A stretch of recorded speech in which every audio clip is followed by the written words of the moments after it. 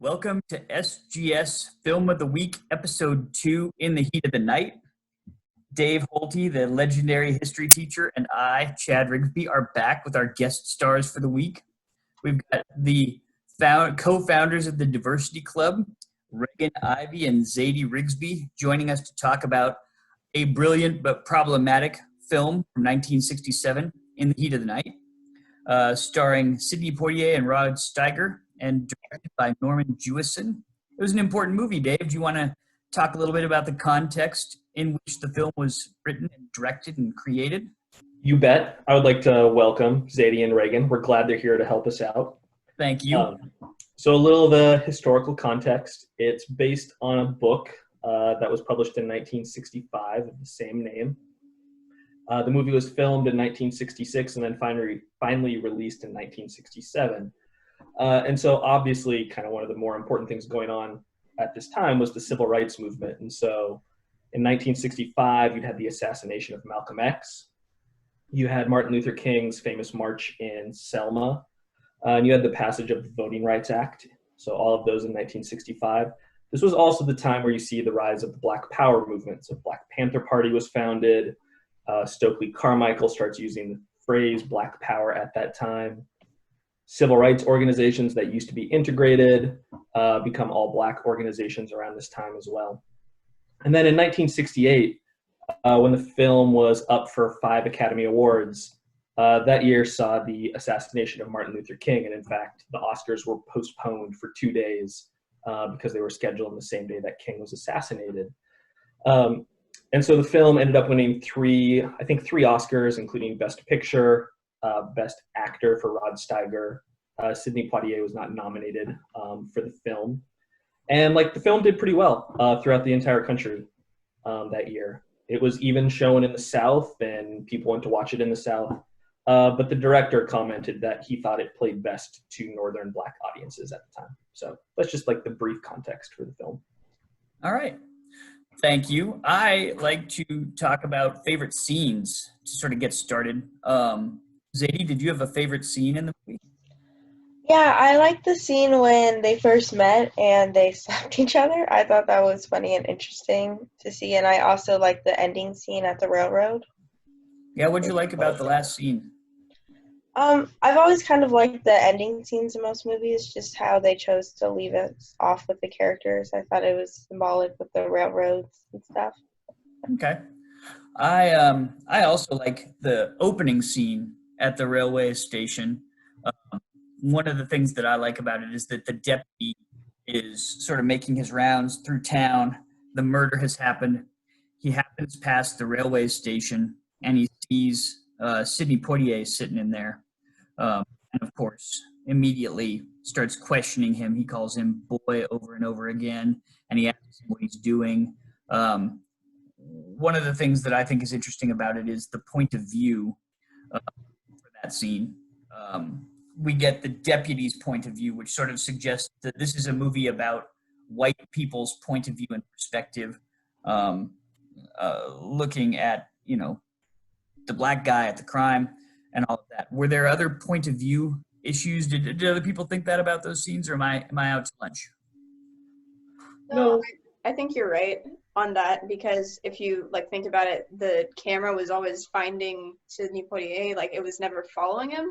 You never really knew how he got to certain places, and a lot of times it was following the cops rather than him, and he would show up, but you didn't know that he was actually there. It's minor and maybe not particularly harmful to the point of view, but just kind of a subconscious way of filming the movie. I think that's fair. Dave, did you want to say something? Yeah, I agree with that. And I will talk about some more of this later, but I feel like a lot of times in the film we're meant to experience the point of view of white people watching Sidney Poitier sort of make his way around this town and interact with people. And I think that's kind of specifically to help highlight sort of the racism at the time. But I was just going to come back to that, first scene you mentioned, which I thought was great too, where the deputy, as we're introduced to him, he doesn't seem particularly smart, maybe even seems a little affable in some ways, a little creepy, obviously, too. But then just the way like his facial expression like changes when he looks into the train station, I thought was like a pretty powerful way to like just sort of show the racism that still existed at the time. Yeah, there's a long scene from like no point of view in particular, staring at the deputy's eyes as he looks through the screen, and you're like, "What's he looking at?" And then it flips it around, and you see Sidney Poitier sitting there, and then he immediately goes in and starts interrogating him. And you know, one of the sort of strange things about the movie is that it all stems from the false and wrongful arrest of Sidney Poitier, and it like works out great, I suppose, except that there is that problematic arrest at the beginning that sort of gets forgotten as everybody, you know, Steiger and Poitier maybe become even friends. So very strange. Reagan, did you have a favorite scene? Yeah, I really like the scene where they go to Mr. Cole Bert's like enemy's house, and the guy that I forget his name, but he up front seems like a pretty nice guy, and like maybe actually, even though he has black people working for him as like servants, maybe he's not actually that bad of a person. But then he goes into comparing black people to like a certain type of orchid, and it's just very like degrading. And the slap scene was really good and powerful about when Sidney Poitier asks the police officer like, or when the police officer like is asked, "What are you going to do about it?" And he says like, "I don't know." Instead Right, of and then the guy says, "I could have had you shot." yeah. With the time, and that time was probably, I don't know, a year earlier. I also thought the statue outside was like an interesting touch that they like decided to add in. Like Yeah, it's the little like it was obviously a very like plantation like situation, and the fact that they like wanted to add even more to it, like they already had black people working literally in the fields and like in the house like all dressed up, and then they also added on top like a statue. I thought that was like an interesting touch too. Yeah, I mean that's a creepy, antiquated blackface statue, sitting right outside in the front yard, and there is a sense that, you know, all of this, that for me, like a year earlier, Steiger's character, the Sheriff Gillespie, would have been enforcing a lot of Jim Crow laws that now are sort of turned on their head by Sidney Poitier's arrival. Whether or not that's believable, a separate question. I think Dave thinks it's probably not the least bit believable. Did you want to add anything about that scene, Dave? Yeah, I mean, that scene, I guess there are a few things. Like, first of all, the slap, I think it was like unprecedented in film at that point. And I read somewhere that like audiences would like cheer during that scene. And so I think that's like pretty remarkable. The thing, there's sort of something that troubles me about it. It's actually when they get outside and they're talking over the hood of the car, like each on separate sides, where like Gillespie tries or kind of gets Tibbs to admit that he's got like prejudice against Endicott, and it's like tied to like class or other things.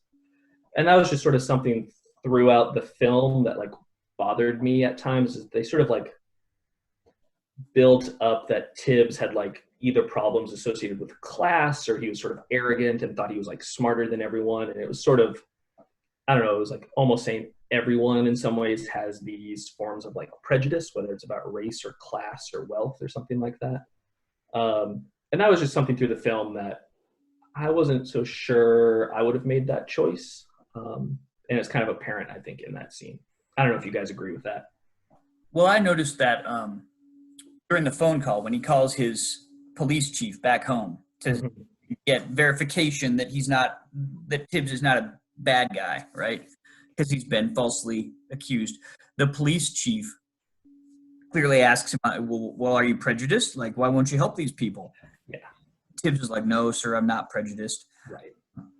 And so before that, I had actually been wondering, who is this police chief that he's got back home? Is it a white guy or a black guy? And as soon as he asked, are you prejudiced? I was like, oh, it's definitely a white guy asking. And then I was like, well, maybe, you know, maybe that's an insight into the sort of, it's also written by white screenwriters and directed by white directors. And so their understanding of Tibbs, while maybe revolutionary in 1967, still not that deep or interesting in those ways, I think. Well, I think they more did that just to make it a more even playing field. Like, if they were going to make a movie about race, they couldn't make the black guy seem all this great and, like, seem like he's the, I guess, victim in every situation. Because once they just start referring to him as the victim, then people will start second-guessing about whether or not the movie's more realistic or not, or if it's just, like, a wishful thinking movie. Yeah, I think that's fair. I think they also couldn't let themselves, right? So like, there's this subtlety about it where they want to make a really revolutionary film, but they can't quite conceive of it. You know, so I think it's both. That's the way I felt. I don't know if other people agree or. Yeah, and I mean, I do agree with that. I mean, I get why they did it, and I think, Zadie mentioned the last scene, right, where they sort of like part friends at the train station, and it's like they've both had to like rethink how they see people in some way, like throughout the film, right, like Tibbs and Gillespie, and so like I sort of get that message of like reconciliation or cooperation. It's probably a better message for audiences if they both have to work towards that. It still kind of bothered me in some ways, though. Yeah, he shouldn't have been falsely arrested and accused, right? Just because he was sitting in the train station. And I do think that the last scene is effective, even more effective than like lots of contemporary movies like Green Book or Driving Miss Daisy, in that they don't come that far. There's no tearful like, I was wrong. There's none of that. Right. It's like, Steiger carries his bag. And then tells him to. Green Book wasn't actually that revolutionized as a movie, because like once people started seeing it, it seemed like this great idea at the time. But then once people started seeing it, they were just like, "This is just a white savior movie. This is just about the white driver saying that he's talking to him about like, has he ever had fried chicken and stuff, and like saying all this." Yeah, right. It wasn't actually. I would say it's less helpful than this movie was. I agree. It was definitely a step back. All right. Well, let's take it. I think this is a good time to take it to the mailbag, because we do have emails coming in from all over the country, which is pretty good for Dave and me, because what it means is that our moms are not the only fans of this show. But we have an email that came in from Illinois. Let's read this. This is from Joe Burston of Champaign, Illinois, who asks, "Hey guys, watched the movie with my 10-year-old son. What the heck is up with the G rating? I had to explain racial slurs to him." That is a pretty good question from Joe Burston. Does anybody have any thoughts about how it's revealing that this movie was actually initially not rated, and then when they finally added ratings, they were like, "Oh, that's a G movie," even though it features Sidney Poitier being called a boy probably 50 times and actually has the Nword in it a few times. Thoughts? When was it rated? Because like a lot of movies weren't rated for a while, and then isn't that one like terrifying movie rated like PG? Poltergeist. Yeah, that's like PG. And Poltergeist shouldn't be PG. I heard about Poltergeist when I was 10 and I had nightmares. It's rated in the mid-70s, but still somebody somewhere thought this is a G movie. And I'm curious, what do we think that reveals about the movie's, successful or unsuccessful aspects? I think it's really interesting. It tells us a lot about the audiences and the way that people thought about the movie. Ideas? I mean, it could be just like somebody that rated it and didn't really like look over it too well, or just didn't take like racial slurs into consideration. Was like, oh, there's not like really blood or like much violence, like there's not like people being actively like beaten, there's not like super extremes, so maybe they're like, oh, it's fine for young audiences. And also it could have been like something that people, the rater, I guess, like found important enough that even like young people should know about the problems. That would be like a little bit more of like a sneaky thing to do, but I don't know. Okay, all right, they're gonna trick a bunch of people into talking about racist language with their kids. Don't say this, kids. I mean, do we think that a white reviewer rated it G, or do we think that a black reviewer rated it? Like, who was in charge of this? Like, who makes that decision? So basically, the way that ratings work, for example, is I think you get 2 F-bombs in a movie. You can say it once and be PG-13. But as soon as you say it twice, which I think is bizarre because the cat's sort of out of the bag on the first one. Really sinks in that second time. The second time, then it's R. So you can say That's it strange that it takes only 2 to make it R. I feel like that's like mislabeling a lot of movies, because if I say the F word twice, but like that's the only cussing I have in it, that's the only gore I have in it, that doesn't, I feel like to me it doesn't mean it's rated R.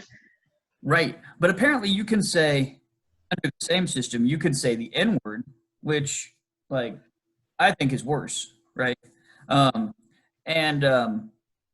You can use a bunch of racial slurs, and those don't register. So I think it has something to say, personally, about the whiteness of the rating system and the raters, and also the way that they thought about this movie. They were like, you know, the F word is just, it just sort of communicates sex. And they're like, but the N word is just, well, that's just realistic. And I think that that's problematic in terms of the movie trying to be this revolutionary thing. And yet it's betraying its sort of attitude towards actual racial violence by trivializing it with a G rating. I don't know what other, do people agree, or am I crazy? Well, with the N-word, it kind of depends who says it, because in some parts it's technically a bad word, but to Black people it's not necessarily a bad word. It's more of an everyday word. It's for sure bad in this movie. Yeah, it's for sure bad in this movie, but I don't know if it's like because you say the N-word means it's like automatically a PG-13 rated R movie, especially if it's like, say, Black people saying it to each other. I think if anything that makes it more hypercritical of that word, and like, I don't know, I think as long as the message is clear that like these people are saying it because of this reason, it's fine to have it in like a PG. Do you think that the rating is appropriate? The G rating for this film? Well, I think at the time it's like what I expected for when it was like rated. I don't know. Those ratings aren't always accurate. I do think that it makes sense in the context of the time. Dave, I see you nodding there. Yeah, I mean, I think I understand why at the time it was rated G, just because I think you're right. Like, it was white people choosing to rate the film, or they were the ones responsible for it. I mean, I guess, like, today, would it be different? Seems like it probably would be. Right. And I mean, I think your larger point about, like, does it sort of, like, downplay racism, like, through its rating? You know, I think one thought I had, and I think maybe other people have had it too, I know other people have written about it, is like, is it a realistic portrayal of Mississippi in 1967? Which is to say, like, if a guy like Virgil Tibbs actually went down and slapped sort of the town leader, if he like barged into the chief of police's office all of these times, and like Tibbs escapes, right? Maybe with some close calls, but you know, I was just kind of curious if people thought the movie maybe downplayed it all, like what the Jim Crow South was like, even though it was kind of slowly breaking up at this point. Well, definitely, because you couldn't just openly slap someone like that, especially if they were in that high of a position, and just kind of get off with like a slap back and like a chuckle. I just feel like that was definitely hugely downplayed. I just feel like it was all kind of like romanticized about it, like made into more comedic than like accurate what was happening. Even if it was like starting to break up at that point, but it was probably still very firm in a lot of the smaller towns and areas like this was at. So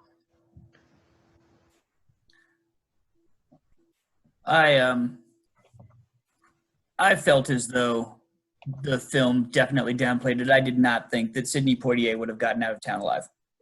Yeah. And I didn't even necessarily think he would have gotten out of the train station at the beginning alive. You know, one of the things that I did when I was preparing for this was I went to one of my favorite writers, who's James Baldwin, who's this Black dude who always tells the brutal truth. And he's just like, the plot is preposterous. Baldwin would have never, or excuse me, Poitier would have never been in that train station in the first place. No black person in their right mind who's traveling from south to north is going to get a midnight connection in a small town in backwoods Mississippi and then sit in the train station for an hour and 45 minutes and not going to think that they're going to get killed. So Baldwin had huge problems with it. He also said that he thought that it was really problematic because it hinges on the decision of the white woman whose husband got killed to hire Poitier. And he says, you know, the townspeople decide to do it because it'll keep the factory there. Baldwin's point was, that means that none of these people are really very good people, like not even Steiger in terms of race, because if she had simply said, kill Poitier and I'll build the same factory, then they would have all done it. And so womanhood has a really interesting, white womanhood has a really interesting role in the movie too. Am I making sense, or was that an incomprehensible, I don't know. I can't quite see or hear myself. No, I mean, I agree with that. So, I mean, I think, you know, one of the other scenes that kind of jumped out at me is like towards the end, when the lynch mob sort of finally catches up with Sidney Poitier, and they're like getting ready to lynch him. And then he kind of like tells them to go like check Dolores's wallet, right? And they find the money in there, and then they realize it's this guy, Ralph, right, who actually killed Cole Bert. And like the mob just sort of like changes their mind, and they like focus on Ralph, and they sort of focus on Dolores. And so like that just seemed odd to me, I think. And I agree, like it sort of speaks to this like strange presence of white women in the film, whether it's like through Dolores or through Mrs. Cole Bert, right? And I also sort of thought, I mean, this is kind of off a tangent, but just like the scene with Tibbs and Mrs. Cole Bert, like in the chief of police's office, I found to be like just sort of like interesting and again surprising. Like he is in a room alone with a white woman, which like in the Jim Crow South would have never like happened at all. So anyway, and he touches her, and he does, yes, and it's not clear. He holds out his hands to comfort her. Yeah, and you know he's touching lots of white people throughout the movie. He touches the corpse in the coroner's office, and then, you know, asks if he can wash his hands and gets this stunned look from the coroner who's just been told you have to give him whatever he wants. And he's like, well, I don't want to let him wash his hands in the same sink that I wash my hands because I'm a white guy. And then there's the business of him alone in the room with, I don't remember the widow's name, but with the widow. Reagan, did you have thoughts about that? I think you had mentioned that you did. About the role of women in the film, white women in particular?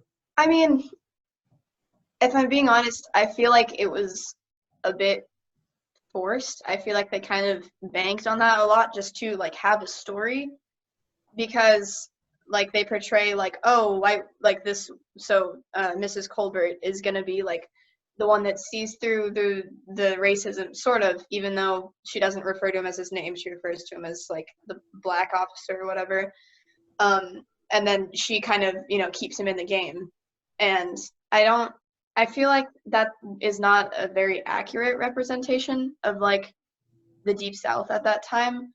And I just feel like it was a little bit like unrelated, if I'm being honest. Like they could have had a man do that too. It was weird to me that they had it only be women, that right, a woman, I guess. And then also, this is not extremely related to womanhood, sorry, but I thought it was interesting that they like used Sidney's like status to protect him, sort of. Like they made it so that when they found out he was a police officer, that like saved him from like more discrimination than he would have faced otherwise. Whereas Martin Luther King got shot. Like clearly it doesn't have much of an impact, like depending on how high you rank or like what your job is, you're still that race, and like they would still be judged for it regardless of if he's wearing like white man's clothes. If anything, I think that would make it worse So I thought that was interesting too, that they like made the consequences for him like being there a little bit less than they would have been, just because he had the position he did. Yeah, I agree. Zadie, I did you want to add understand what you something? mean, especially because like they refer to him as like a cop throughout it, right? And they like act as if because he decided to like, I guess, be a black cop, that means that he's not as stereotypically black, and like therefore he's like above other black people. So he's not, I guess, the like stereotype black that's like doesn't get a job and is like kind of worthless and stuff like that at the time that like was going on. And I guess they just pretended to see him differently through that because he was a cop and he had some status. But throughout it, you kind of like saw them flip back and forth about whether or not they really felt like the status was deserved. I would agree. I also think that, it gets back to, I do think that the women are not very well written. I feel like they put a lot of effort into Steiger and Poitier, and they, there are flaws in the way that they portrayed them. But it's still very well done. I found the scene where the woman was describing sex in the cemetery with the deputy to be just I was not impressed with that scene. That was my least favorite scene in the movie.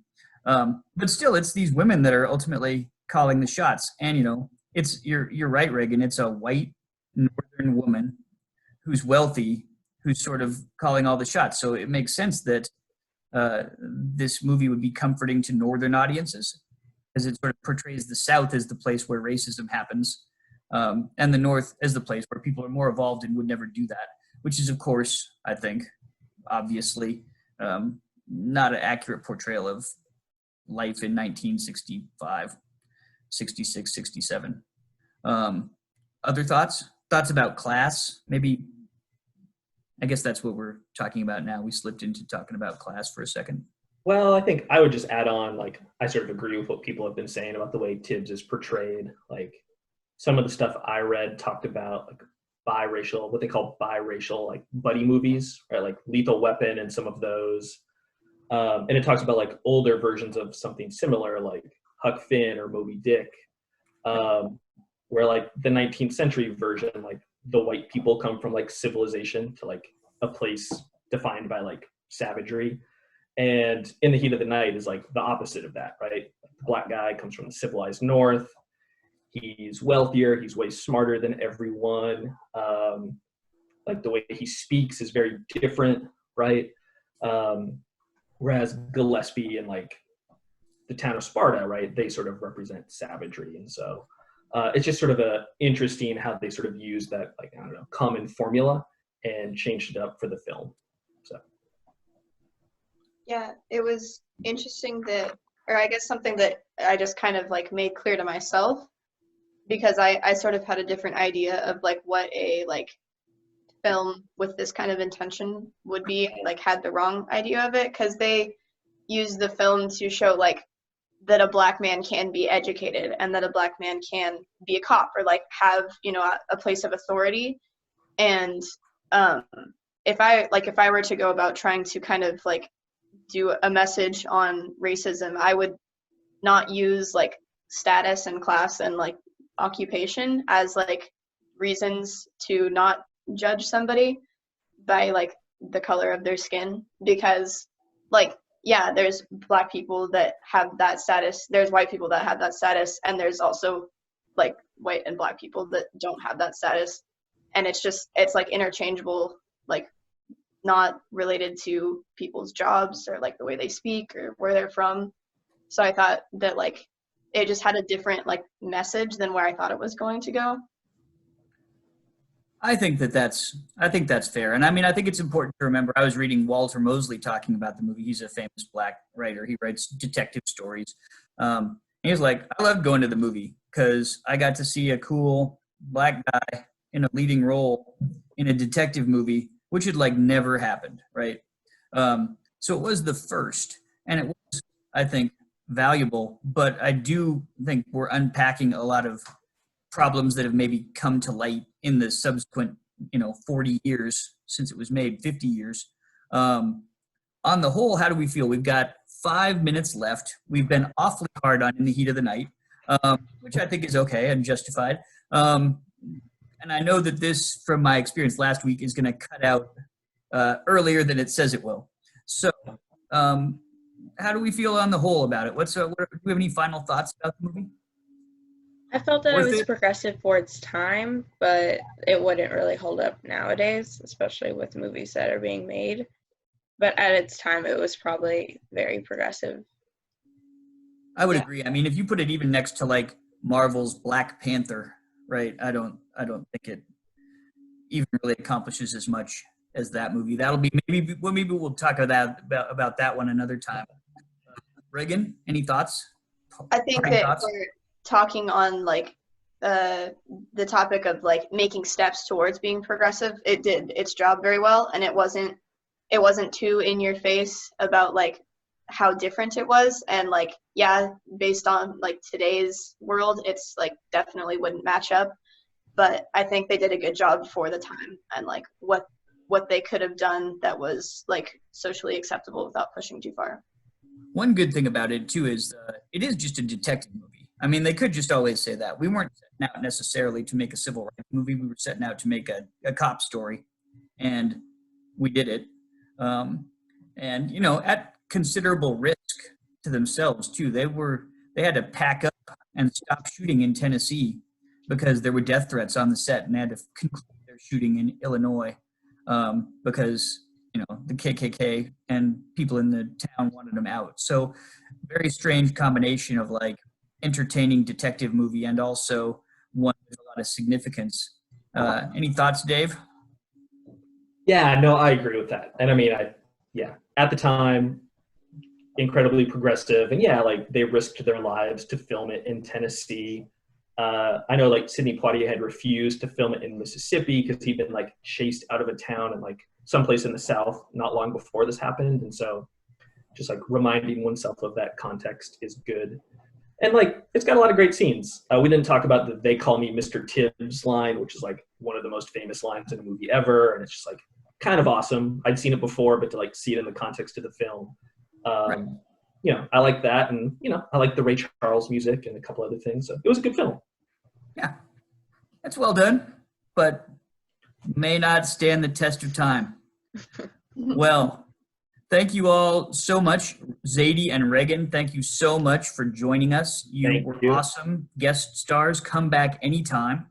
And if you haven't had a chance to see In the Heat of the Night, I'd recommend it. It's thought-provoking, and it's, you know, as a detective show, it's not bad. So, Dave, thanks. Reagan, thanks. Thank you. Zadie, thanks. Everybody take care, and we'll see you next time. Next week, The Godfather. Bye. All right, see y'all. Thank you.